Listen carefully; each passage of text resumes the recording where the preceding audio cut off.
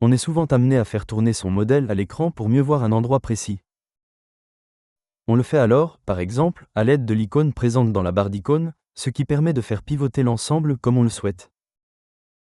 Mais il existe une autre méthode, bien plus rapide et simple.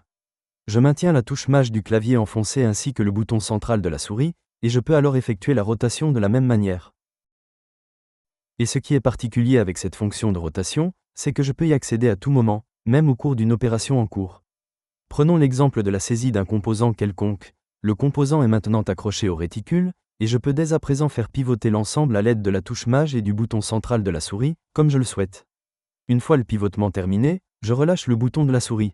Mon composant reste accroché au réticule et je suis toujours dans la fonction qui me permet de le placer.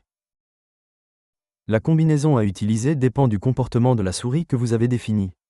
Dans la fonction Configuration écran, présente sous le menu Fichier, Configuration, vous pouvez modifier le comportement de la souris.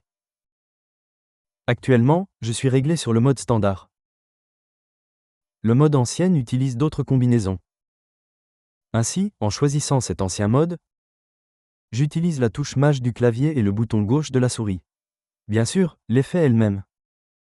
Ainsi, quelle que soit la fonction en cours, je peux désormais faire pivoter le modèle à l'aide de la touche Maj et du clic milieu, ou gauche, suivant le mode comportemental choisi.